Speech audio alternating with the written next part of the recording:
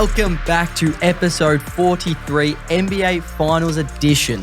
We are officially at Game 5 of the NBA Finals. OKC v Indiana. They're playing right now. First quarter's just done and dusted, so we're missing some of that, which is shattering. Yeah. But we got a massive ahead of us, don't we? Massive. This is probably the last Finals ep we have. Like the last basketball ep with the season still going. So, no, it's great. Plenty happening at the moment. Obviously, yeah, we're all tied up in the OKC 100%. Pacers series. Been a hell of a journey. From going Benny picking the Lakers to win the finals to them losing in the first round to now OKC's there. It's been crazy. Probably the most casual take I've had on the pod. Probably. And I've been flamed for it. Rightfully so. Look, I had the rose-tinted glasses on. I thought Luka and LeBron. I saw what Luka did to you last season. And I'm like, bro, how are they not going to at least get past the conference finals with LeBron? You gave me a lot of shit for saying the T-Wolves could go all the way, and we got a lot closer than your mob did. So how are they going right now? Oh, did we make the Western Conference Finals? You're doing the same thing the Bulls are doing right now. First, where are the Lakers and where are the Bulls? Bro, you didn't even get like a top 10 pick either. Bro, we're signing Giddy that 5-year, $125 million, and we're set. I'm telling you. That's going to really put you on the map. It's going to be loaded from there on. Anyway, let's straight up. OKC Pacers. It's a cracking series. I don't think many people actually predicted how good of a series this would be, how competitive it would be. It was so easy. You picked OKC to win in 5. I picked OKC to win in 6. But I even still thought like it would be a relatively smooth 6 games. Yep. Right, Pacers had the chance to go up 3-1 the other day, and they blew it. Game 4 is going to haunt them. Yeah. I think that's going to haunt them. I think you could be on here with OKC in 6. I think that's a massive chance right now. They had to go. It feels like a similar situation to what happened with Denver against OKC in the second. You got that chance to go 3-1 up on an OKC team. And OKC in Game 4, they weren't humming. Like, if you were to tell me it was in Indiana, Pacers kept OKC to 3 3-pointers made all game, only 10 assists as a team, and Shea was relatively limited for the first 3 quarters, I would say, bro, Pacers winning that easily. And OKC just stuck around and Shea just took over in that last 5 minutes. That's what both teams do. Yeah. They get down and they just don't allow it to get so out of hand to where it's just curtains by the 4th quarter. Yeah. OKC's on a very similar path to how they went with Denver. They lose a close one in Game 1, blow them out in Game 2, and then Game 3 was a loss. Wait, now I can't. Yeah, Game 3 is a loss, and then they go by a game-leading deficit and come back and win in Game 4. Yeah, right. So now it's all tied up 2-2, heading back to OKC. It's a bit concerning. I think, Pacers, I feel like they had their shot and it could come back to bite them in the ass. And I still think they're in it. Like, it's easy to write them off right now, but I haven't seen anything that OKC has done to suggest, they've taken over this series. Like, every game has been different. Like, there's been high-scoring games. There's been games where Pacers have just completely taken over with their pace. There's been other games where OKC just like Game 2, just demolished them with their physicality, and Pacers could not get an open shot. Yep. And then Game 4 was like OKC could not even get up a 3 because Pacers were just so fast. And Pacers, like, they're actually defense is being underrated. At least, like, OKC is probably the best defense we've ever seen. Pacers, they've got a top 5, top 10 defense. It's been the first time all playoffs where it looks like OKC's kind of been hit with something that they throw out, where it's just this swarming defense that's super physical and makes you turn the ball over. That's what OKC's been doing all playoffs. They did it to Memphis, did it to Denver, killed us with that, and then kind of Pacers are hitting them with a bit of their own medicine. And it's working. That's the thing with this series. Like, there's really no predicting it. We've been talking about it a lot. It's nearly impossible to predict how each game is going to go because both teams are so unpredictable with just the runs. It's literally just a game of runs. Oh. And that it's shown that this whole finals run, it's shown this whole Pacers playoffs run, is you don't have to put a full game together to go win a series or go win a key game. They just find ways and there's no real explaining it. It's bizarre, but it's great. It's really just two different, it's like contrasts of basketball. It's pace versus physicality, and I'm loving it. Like, I don't think it's, we'll see after the season. We mentioned this last week. Like, it's probably going to be one of the lower rated finals. Since they actually rated the finals. But I love it. For pure basketball lovers, it's great to watch. It is a great watch. For sure. I think it's great. And apparently today they brought back the starting 5 introductions as well. First time since 2013. So that's a huge step. So hopefully this is a big step till next year. They kind of bring that back a little bit. Showcasing it. 100%. Just make showcasing the finals. It's a show. It's a show. It's for the fans. So Bring that back. Make us feel like we're watching the finals, which I'm excited for. Well, speaking of this series, we've come up with a few key things that each team needs to do to close out and win the series. So Game 5 is on right now. Currently, OKC up by 10 at quarter time. Yep. So maybe they're doing some of these things. They could be. They already know what we're talking about. But should we start with OKC? So these are the key things OKC need to do to win the finals. 100%. Fire away. Start us off. Winning in the clutch. So which they did in Game 4. So even if you're not putting together your best 48 minutes, neither team are. You know, they basically know what they're looking at. Like they've had 4 games against each other. So it's looking like the benches are being trimmed down, at least especially from OKC's perspective. Yep. And they just need to win in the clutch, and that's with Jalen Williams, that's with Shea. So if Tyrese Halliburton has shown that he's probably the clutchest player, and he has been the clutchest player in this playoff series. If Shea is a better player in clutch time, so in that last 5 minutes, he did it in Game 4. That's literally how they won the game. Yep. That'll be massive for them actually winning the series. So 100%. definitely winning the clutch is one of them. Oh, for sure. That is a game-changing thing, especially when we've been talking about it's a game of runs. I think a massive thing, and this is, I think, their big flaw of what they went into this series, was they changed their system for the Pacers. They need to make Pacers change for them. So instantly from Game 1, they changed their starting lineup that they ran with the whole playoff run, took Hartenstein out, brought Cason Wallace in. I thought straight away that was a red flag. I don't actually understand when you are the best team all season by a considerable margin. No one could touch you all season. You head into a final series where you've just absolutely demolished the Minnesota Timberwolves, off playing your game, and you kind of change this whole system around fitting into this Pacers speed and trying to keep up with them.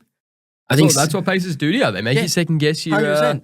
But I thought that was a red, for sure. But I thought that was a red flag straight away. I didn't understand taking Hartenstein out. I think the Hartenstein minutes have been huge. I think he's playing elite basketball, been super efficient, and been big on the boards. So I think if they stick with that double big lineup, I don't think Chet's big enough to handle that 5-man alone. I think Hartenstein being there complements Chet's game so much. I just don't understand the idea of changing their system for this final series when it's been so lethal this whole season and playoff run. So I didn't like that. So I think they stick to what works for them and make Pacers have to adjust to what they're putting out. Well, they've started Hartenstein again today. So. There we go. Another one for OKC, limiting Halliburton, like the way Lou Dort has been. Yeah. So his defense has just been insane, not letting Halliburton just have any gap and just take a breath. Yep. And if Halliburton's shooting the ball, his passing's easier.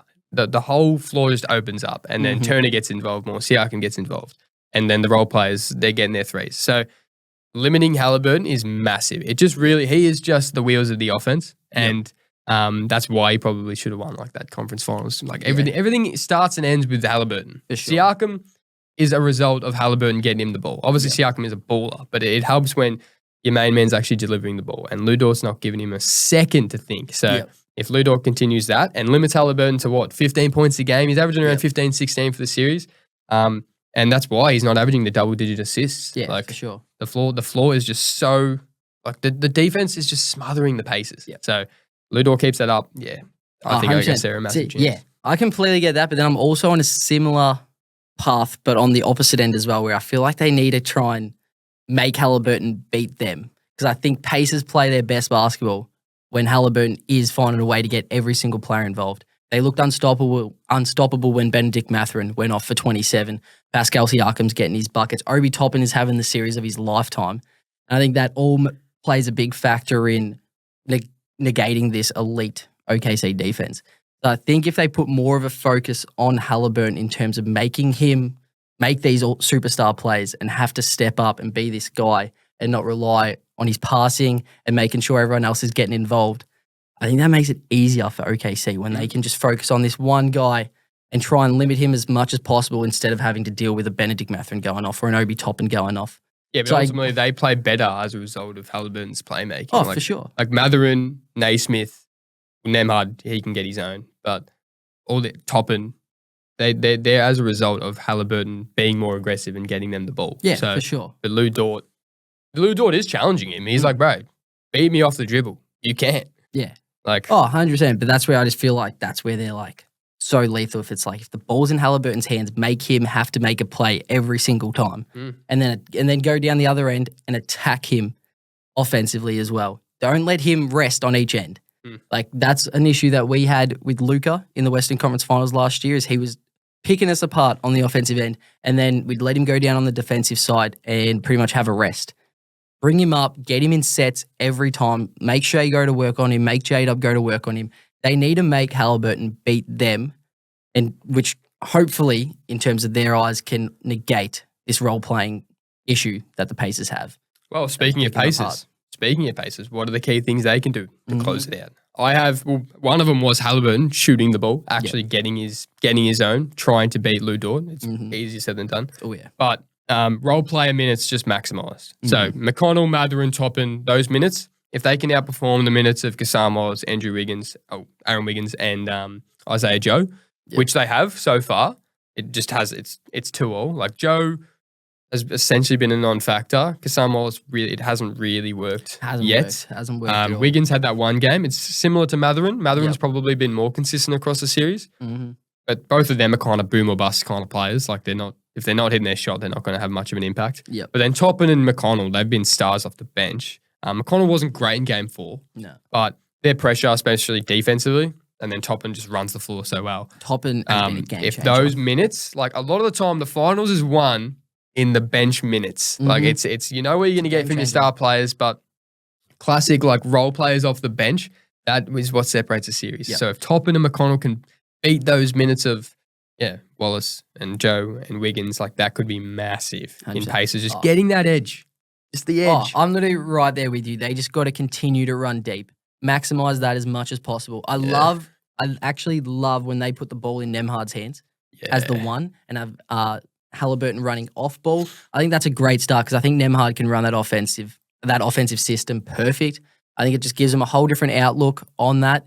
So I'm right there with you. I think they got to continue to run deep into that bench, allow Mathurin to get going, and just what Carlisle has done for these guys, he hasn't put a restraint on them whatsoever. Obi Toppin, we've never seen him play more freely than what he's doing. He's becoming a catch and shoot guy that can run the floor and dunk over anyone. So that is 100% what they got to feed into is keep using this squad because we haven't seen a team like this for a while where it is so team-led. It's not off Halliburton's hand just becoming this all-time scorer or Pascal Siakam just literally dropping 30 a game. It's literally off just getting pieces from everyone. Each game, they've had McConnell go off defensively and offensively. Mathurin went crazy. Obi Toppin has had games where he's literally come in and been the perfect spark plug for him. Speaking of players who need to step up, Miles Turner definitely needs to step up. Him and Chet have essentially been non-factors of this series. Like Miles Turner averaging 12 points, Chet averaging around 15. We said before the series started, whoever wins that battle will be massive for either team winning. And if Miles Turner can at least hit an open shot, that would be great. Well, that's been the thing. He's been shooting the lights out all playoffs and then kind of just completely lost his stroke in these finals, which, obviously plays a massive part for this Pacers offense because they rely so heavily on spreading the floor and that floor spacing. Like, it makes, obviously, Halliburton's assists have dropped off when he doesn't have that pick and pop option with Miles Turner for sure. And something I've realized is he is not a dominant big on the boards. And like that plays a big part when you got Hartenstein there and Chet. Like they need someone to do that. They've kind of been lucky in terms of Obi Toppin's played a massive part on the offensive board system. Well, they're and playing a defensive 5 boards. with Toppin more frequently than Turner. Like Turner's just, he's never averaged double-digit rebounds, Turner, in his career. 100%. So, Miles Turner, he's a bit of an X factor in this. If he can start knocking down those perimeter threes, then it changes really the landscape of this series for sure. Absolutely. No, 100%. And you then got anything else for the finals? Mainly they just need to lean into those role players. Just lean into them, man.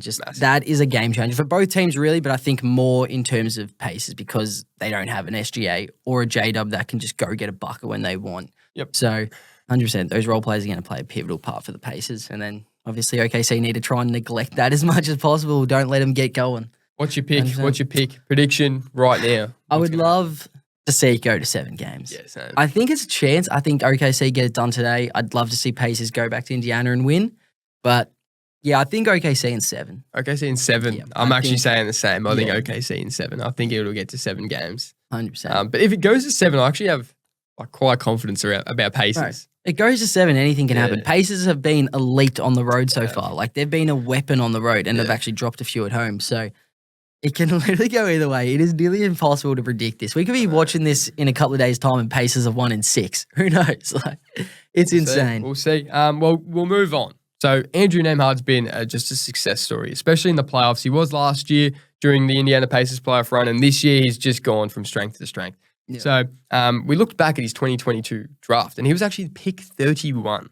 So we had a look back and looked at all these, like, I guess the players the key players drafted ahead of him. Yep. And we've decided if we'd take Andrew Nembhard or those players. Yeah, so for sure. Would you take Andrew Nembhard over these 2022 draft picks? Perfect. So we'll go through from 1 to, we've got, I don't know, maybe 15 players here. Yeah, easy as. So pick 1 was Paolo Banchero. Yeah, not changing that. No, Magic made the right call. I think so. I think they did it right there. Number 2 was Chet for Thunder. Yeah, obviously Chet, for sure. Yeah, you take it.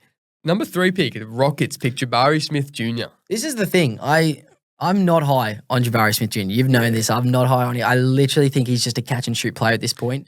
He does have that defensive long upside. So I think if you're talking about a trade piece, you'd rather Jabari because that ceiling's higher. But I think in terms of who's shown more, Nembhard's shown more. I just think Jabari, a playoff riser.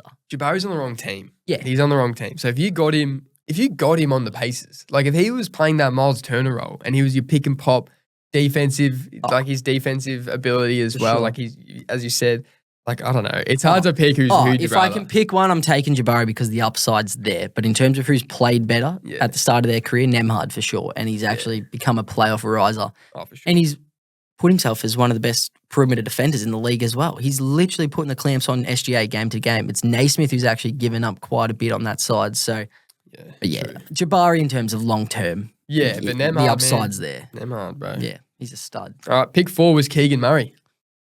Nembhard for sure. Keegan Murray's been pretty disappointing. He can shoot the lights out for sure, but there's not much else there. At the time, I thought that was a weird pick for him. I think they overpicked a bit because Ivy was there, but they didn't want another guard. So I think they overpicked on Murray a bit, and it's kind of turned out to be that. Yeah, so definitely Nembhard. Yeah.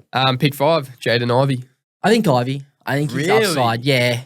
I think, obviously right now as a player, Nembhard's better, but I'm super high on Jaden Ivey's potential. I think he still has all-star guard potential. No, obviously, it's hard because he's been injured and he was showing a lot in this recent season. Like he was off to a great start. Ultimately, Nembhard has just proven like he gets better. He rises in the playoffs, and we haven't even seen Ivy in the postseason yet. I completely get that. Right now, Nembhard's a better player, but if I'm picking one and can actually take one on my team, I think Ivy has a crazy potential right now. I'm picking Nembhard for sure. Pick 6 was Pacers, Benedict Mathurin. Yeah, well, I think Nembhard's a better player than Mathurin. I think ceiling-wise, still Mathurin has all the tools he needs and can be a high defensive wing as well. But Nembhard has definitely played more consistent basketball. I'd take Nembhard for sure. Pick 7, Blazers. They pick Shaedon Sharpe. Probably take Nembhard. I'm taking Nembhard. Sharpe, just injury concerns. He had him coming out of college and high school and really still hasn't put a full season together. His ceiling's insane, but it just feels like empty buckets a lot because he's on the Trailblazers. But yeah, he was on my fantasy team and he let me down. So. 100%. He's a little concerning. Pick 8, Dyson Daniels, Pelicans. This one's tough. I'm taking Nembhard though because I think he's a much better offensive player. And I don't actually, this could be outlandish, but I don't think the defensive gap is that big between them. Nah, I think the potential of Dyson is insane. I get that. And he's obviously an elite defender, but I think we've kind of seen in these playoffs how good Nembhard is as a defender. He went into the Bucks series, did a number on Dame for the games that he was there, and then obviously did a number on Jalen Brunson.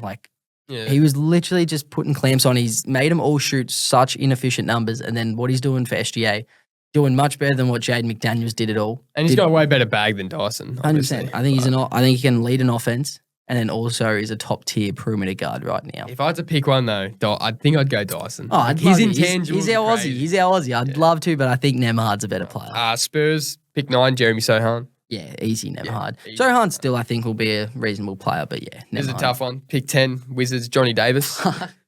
Playing pretty good for Israel. Right, he's literally got the friggin' the weird jump shot now. I don't know what happened. I feel for Johnny Davis. Thought he was going to be a gun, but give me Nembhard. Well, that was the top 10, and now we go. Pick 12 was Jalen Williams. So J-Dub for sure. J-Dub. Pick 13 was Jalen Duren. Detroit center. Duren's got such a high upside as well. I think he can be a high quality big, but he didn't really take the leap I was expecting him to take this season. He will be good. He will be elite. Like he's two-way ability would be great. He's a double-digit machine. Double machine. This weird. Nemhard gives me vibes of like if he goes to a team, he can have like that similar path that Brunson had, where he can actually Really? go You and reckon be somewhere. he's I seriously am upside's that so high? high on him. I've seen him lead an offense. Yeah, you're taking then- Jaden Ivey over him. No, well, I'm super high on Ivy as well. Obviously, right now, Nemhard's a better player, but I'm super high on both of them. Nah, you got to go Nemhard over Durant. I think Nemhard. for sure. I think Durham will come on, though, but he just didn't come on as much as I thought he would this season. Oh, fair enough. He was actually drafted by Hornets and then traded to Detroit, a 3-team deal. Hornets. Pick 17 was Tari Eason out of LSU. Nemhard for sure. Easton's going to be elite. He's an elite defender, but I don't think he has that offensive upside that Nemhard has. Yeah, no, that's fair enough. That's fair enough. Pick 18, my Bulls. Oh, God. Dalen Terry. So Nemhard for sure.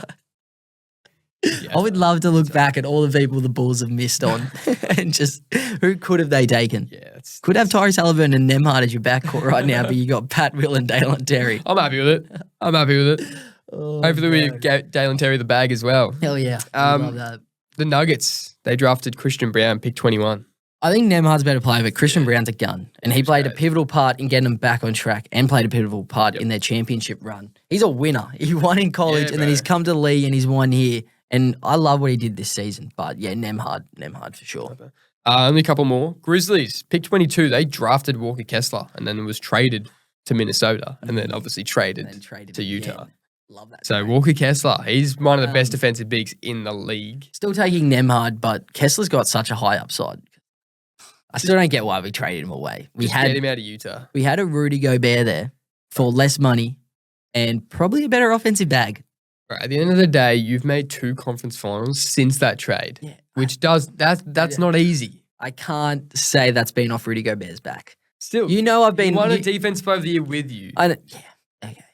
We all know he shouldn't have won that. Oh, bro, how that happens? Like I've been a big defender of Rudy. Yeah. This year was it for me. I don't think it's there. No, fair enough. So, but yeah, Nemhard over Kessler. Sorry, getting on that Rudy And then train. the last one, Miami Heat drafted Nikola Jovic at pick 27. Yeah, Nemhard Yeah. for sure. Jovic, I don't think Jovic really has that much to excite me about.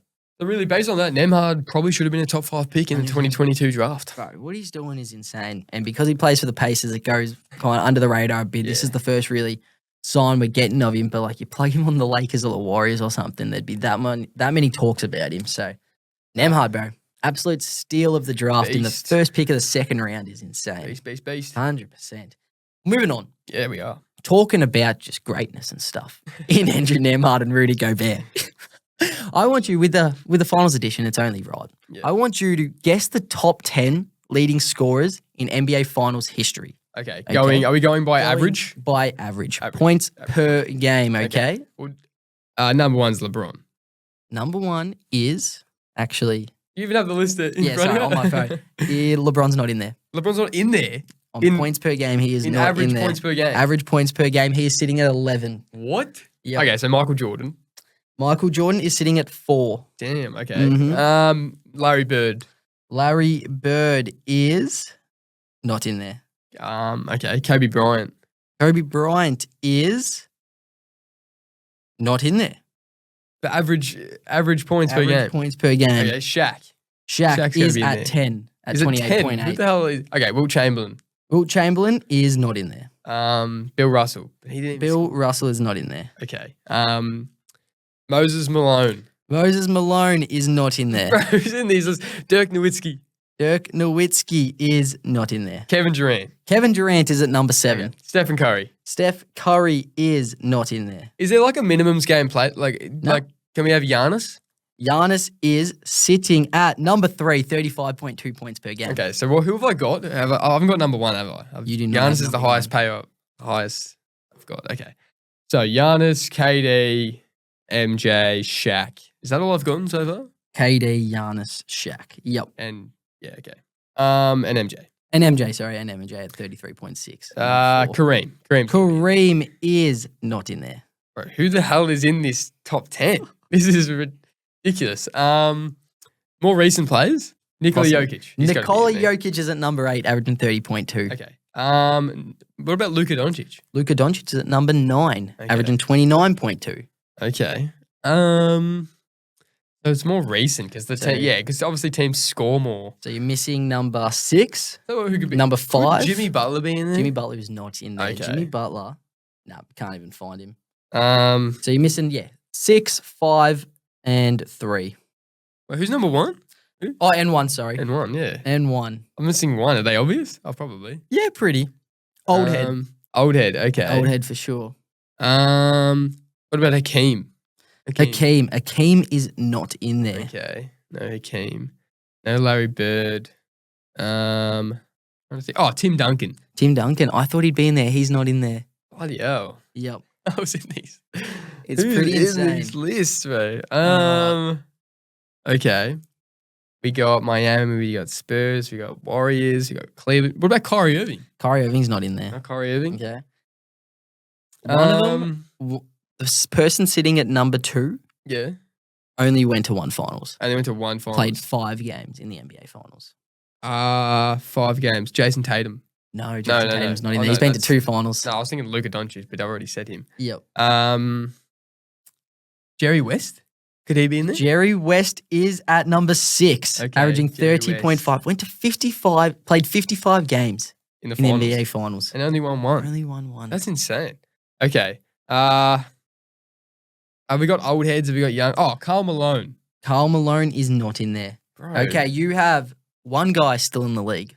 One guy's still in the league. Another guy was around that Jamal Murray. No, Jamal Murray's not in there. Another guy was around that 2000s era, around the Kobe era. And then another one is before Magic's time. Allen Iverson. AI at number 2, was averaging 5. 35.6. Jesus. 100%. And they lost in 5 with that, They and he's lost averaging in 35. 5. Played 47 minutes a game. So what numbers So am I number missing? 1 and number I'm 5. missing number 1. And so number 1 is still playing. Number 1's still playing. No. Number 5's still playing. Number Number 5's 1 still is playing. done and dusted. And when was he playing? He What was era? before Magic. For Magic. Yep. Not Bob Cousy. Can't be No. Blog walk. Holes. Who is this bloke before Magic? I've said Kareem. I've said Wilt. For Golden State, Rick Barry. Rick Barry, bro. No way. Rick Barry, 36.3 points per game. Rick Barry. At number 1. Now you got number 5 to fill. Think who's Who's currently currently KD? in the NBA finals? Currently in the NBA played finals. in the NBA finals. currently playing in the NBA finals? Either Like or. Shea. Shea at number 5. Did you genuinely put Third- Shea in this? He's averaging 32.8 points per game. Are you serious, bro? I don't make the list. You're an idiot. Okay. You're in 4 games. I can't. 4 games. I can't take him out if he's in. Bro, you needed to put a minimum requirement. This is why I don't get you to do these things. He's played in the NBA finals. This is why we can't He's have nice things. Sitting at number Seriously. 5, 32.8 I points per should game. have told you maybe have like a minimum. Yeah, probably could have had a minimum. But he's played 4 games. It's practically a series. Okay, Shea, I guess he's in there. He's sitting number 5 right now. Idiots. You idiots. Fair enough. No, it's a good list. Hey, you had to It's a good get it. list. You had to get it and you didn't. All right. we'll Oh, move boy. away from the finals for a bit. 100%. And plenty going on with trades. We've already seen a trade. Desmond Bain to Orlando. Massive. Blockbuster. And they're predicting that could be the biggest offseason in NBA history. Yep. It seems to be every offseason is just crazy because no one wants to stick around anymore. Exactly. So we're predicting where the biggest NBA names will land this offseason. 100%. So where will they end up? 100%. I think we got to start with the big fish right Mm. now. Is Kevin Durant. We already know he's a book to leave Phoenix Suns. I think he finds himself at the Houston Rockets. I want him at the T-Wolves. That has been reported this morning that he has no interest to go to the Timberwolves really? by Shams. So he has no interest to be there. So, So- what was it? Was it Houston and Spurs? Looks like Houston, Spurs, maybe Miami as well. But it looks like he wants to be in Texas where he's from. I think Houston find a way to get that deal But done. what did Houston give up? Like that's Obviously, we're going to have to touch on a Jabari Smith Jr. Would probably have to be involved. Maybe Atari Eason, but I reckon Jabari, Cam Whitmore, and maybe some picks. or Jalen possibly- Green. Jalen Green could easily be in Jalen that Green trade. could be in there. Reed Shepherd could be in there. They've got the pieces to throw at him. But you wouldn't I give just- up all the young talent. Like As- you'd give up 2 of those blokes plus picks. As Houston, I wouldn't touch him. You just got the 2 seed with a team that's overperformed in terms of age right now. Yep. I don't see the upside of just giving it all up for a 37-year-old Kevin Durant. Nah. Like But- Amen Thompson he's flourishing. And now Yep. they won't have Van Vliet next season. He's an No. unrestricted free agent. So I think Yeah. Amen Thompson he'll control way more of the offense, and he has top 10 player potential. So I think stay the course and don't go for him. I don't understand it. I think we saw what it did for Phoenix. They were a championship-driven squad and just gave up the whole farm for him. Yeah. And look where it's left him. Okay, Houston, you've got something good going there. Stick with it. But I think KD will find himself for this Houston. KD could go to Miami. Go back to the East, the weak East. Like now, Magic maybe are one of the best teams in the East, and just by adding Desmond Bain, this shows how, like Boston, they'll have a year off. Tatum's not playing. Who knows what the hell is happening with the Bucks? Knicks, we're not sure. They don't even have a coach. Yep. I reckon if KD moved to Miami, formed a little big three, Bam, Tyler Hero, KD, they still have some depth. And with Eric Spoelstra at the helm. What'd they give up? What do they have to give up? They'd have to give up. Like, you can't give up Bam or hit Tyler. They won't, I don't think. Killal Ware would probably have to be in there. Killal Ware probably. And then just for salary, Terry Rozier. Yep. A Jovic. You probably can't. Yeah, Jovic. Probably can't give up Duncan Robinson. No one would take him. Yeah, could be like a Hayward Highsmith. And then picks. And picks. I like it. Moving on to another big fish, Giannis Antetokounmpo. I think after all this drama, we will be finding Giannis playing at the Milwaukee Bucks again next year. So just nothing happening. I don't think anything happens. I think we've seen this story before. He's unfollowed him on social media plenty of times, and it all comes back to him staying at the Bucks. He said that he actually doesn't have many intentions of leaving. I think he stays at the Bucks and runs it back. I think he could have the chance to be a one-time franchise player, and I would love to see that. But Bucks have to lift the load. They have to start building something around him. I don't think anything will happen like quick. I just think it'll. The ball's essentially in the Bucks' court, and he said he'll stay with the Bucks. He just wants to compete for championships every year. So if the Bucks make some moves, I think Lopez is an unrestricted free agent, so he probably won't be there next season. Yeah. They got to get younger. They have to get younger. They just got to have some kind of direction now that Dame's out. They've got to show him something. So if something does happen, I reckon it could be late. It could be similar to like the Knicks Karl Anthony Towns trade. Yeah. So it happened real late. That was just because Minnesota didn't want to pay him. Could the Knicks throw just a haul at the Bucks right before the season starts? So if anything happens, that's how I see it panning out. 100%. So you reckon he'll stay at the Bucks? I think he'll stay at the Bucks, or it could be this massive blockbuster trade, like literally a month or two before the season starts, to the Knicks. To the Knicks. I reckon Knicks could offer like a Mikal Bridges, Josh Hart, shitload of picks. Knicks do it again. Actually, I don't even know. They don't have many picks. Knicks do it again. I can see it happening. All right. Moving on to Drew Holiday.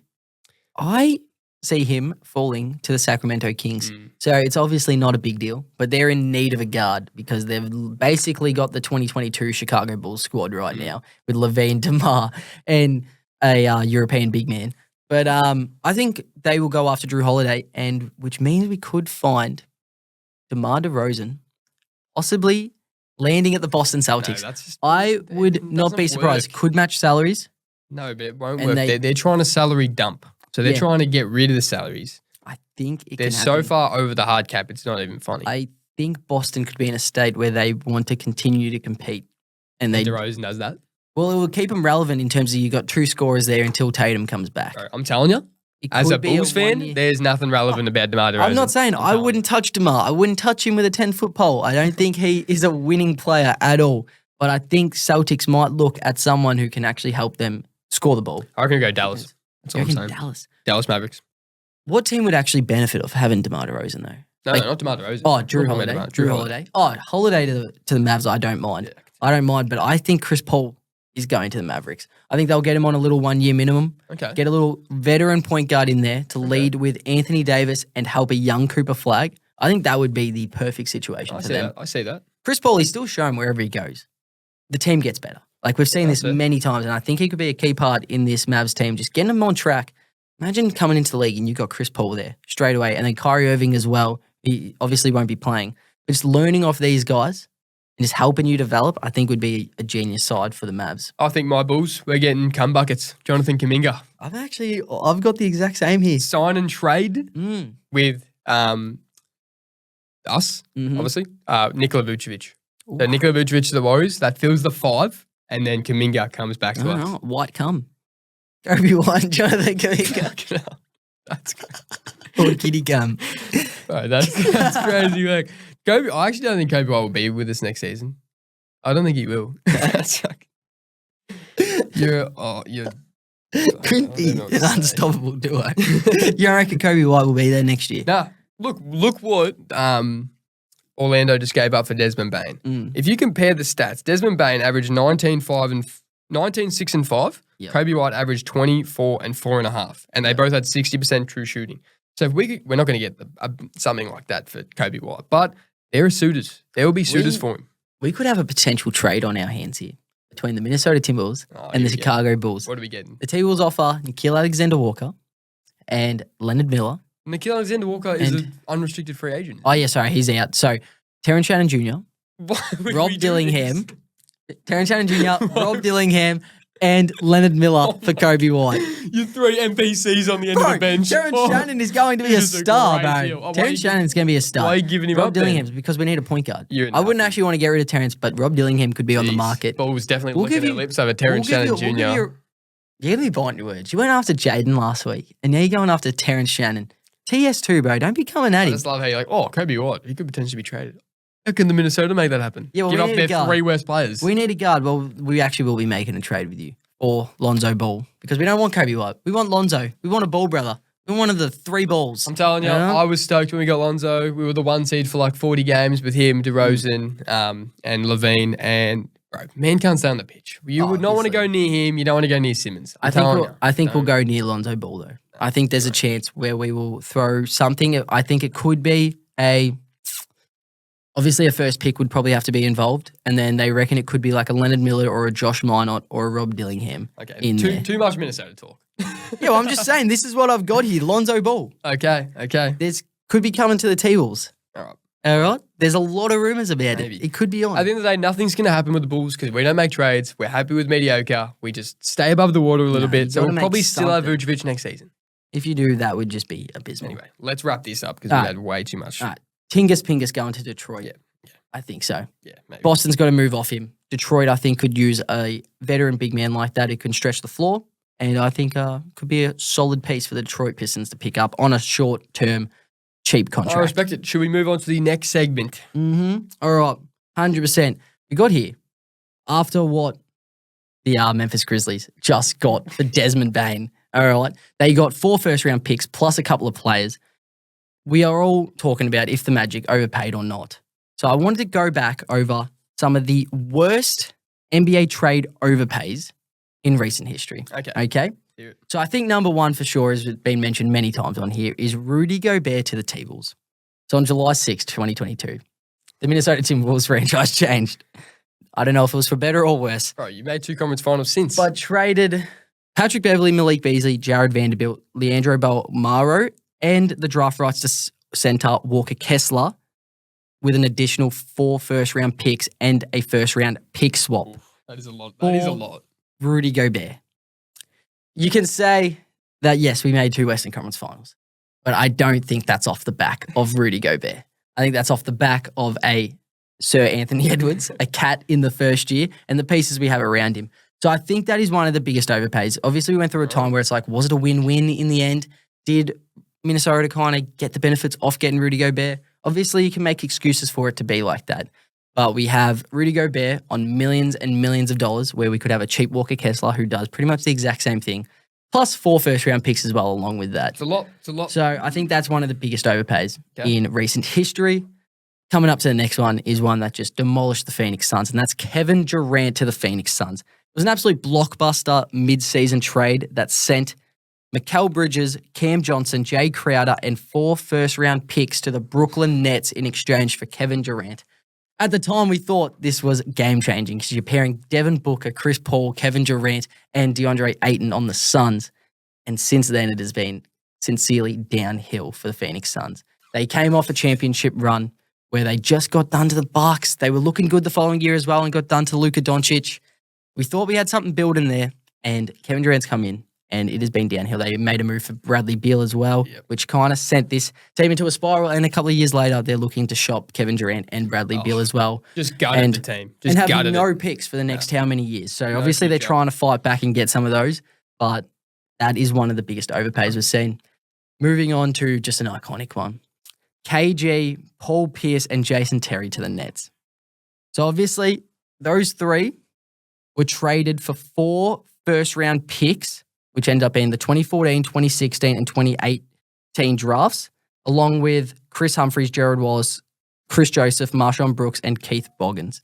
Obviously, two of those picks. Keith Boggins, massive. Keith Boggins is blockbuster. Massive. But obviously, two of those picks ended up being what set up the Boston Celtics for what they are now in Jason Tatum and Jaylen Brown. Yeah, that's a lot. So you're talking about an old Paul Pierce, KG, and Jason Terry. Yep. That obviously they got to the playoffs, but they were never a contender. No. And you set up the Boston Celtics for years and years and got them their two next franchise pieces. Damn. Wholly overpay. Yeah, The Brooklyn Nets just find a way to do it again.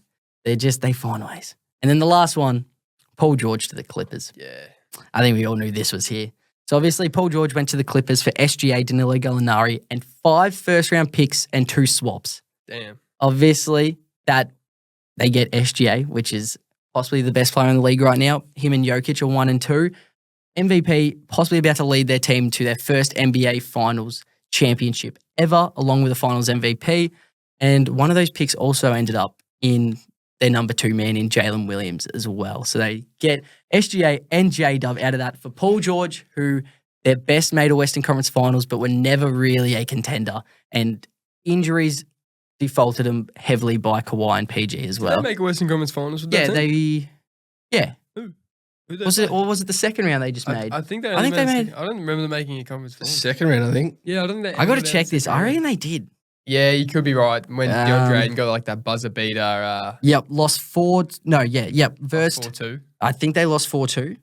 Lost 4-2 to the Suns. So they were the 4 seed. Phoenix with the 2 seed. Made the Western Conference Finals that year. Yep. So that was like that weird COVID year as well, but not in the bubble. Yeah. It was like the year after. So yeah, they went to 1 Western Conference Finals out of all that. At the time, it was obviously a massive haul. But Yeah. it was like putting together Paul George in his prime with Kawhi, and it was like, wow, this is crazy. Yep. Like, it was Kawhi just coming off a championship, Paul George coming off like a top 5 MVP season. Yep.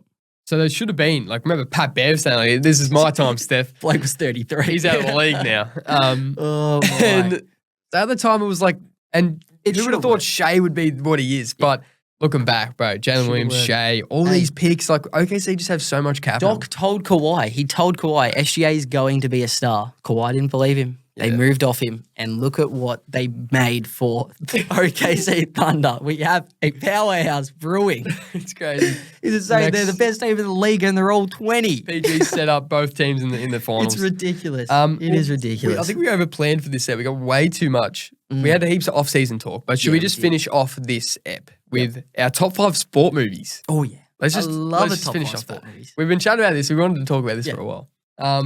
You want to go? Do you just want to say your list and I say my list, or go Yeah. 5?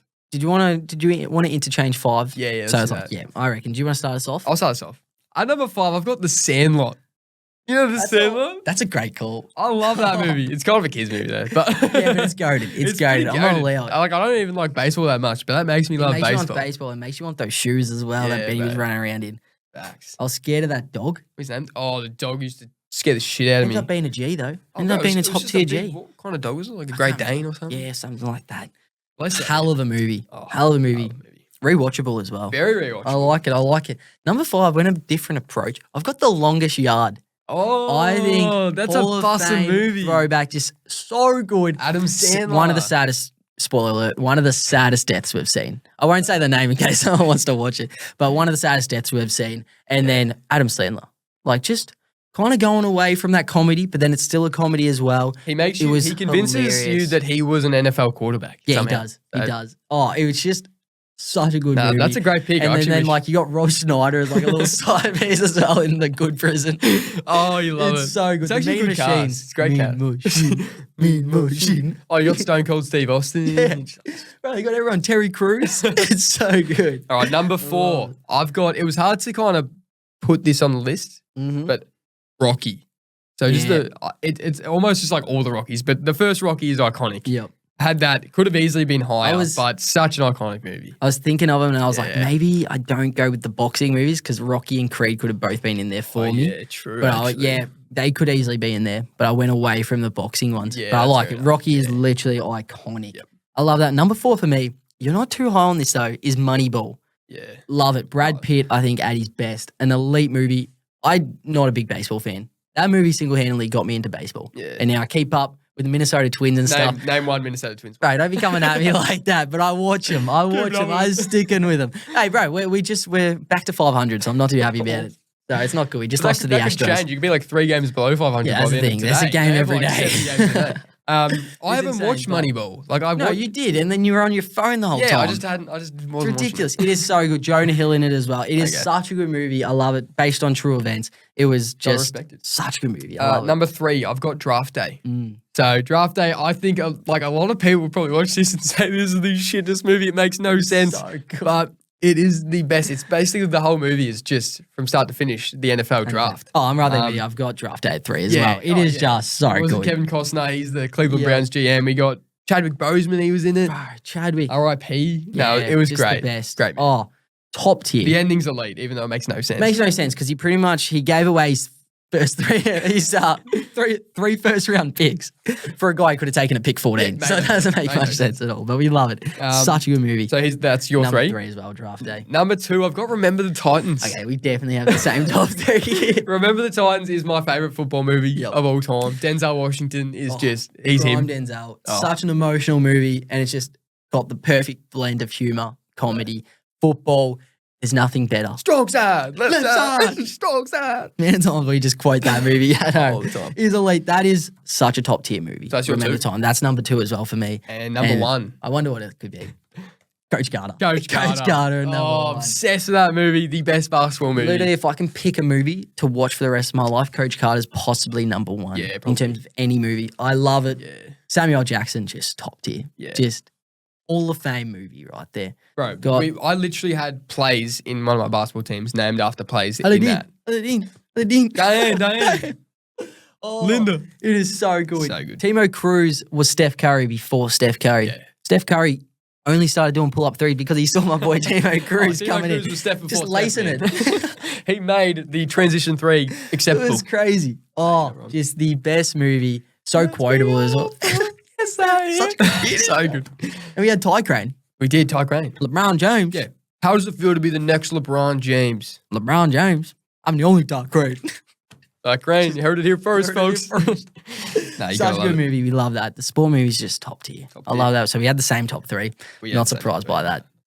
I'm glad we did that. I'm 100%. You got to watch Moneyball. Yeah. Actually sit down and watch it. All right. But that's us done for today. This is probably the last finals NBA edition episode. Yep. So we'll have plenty more basketball content. But thanks for tuning in. Squad, tune into our socials, TikTok, X, Instagram, Facebook.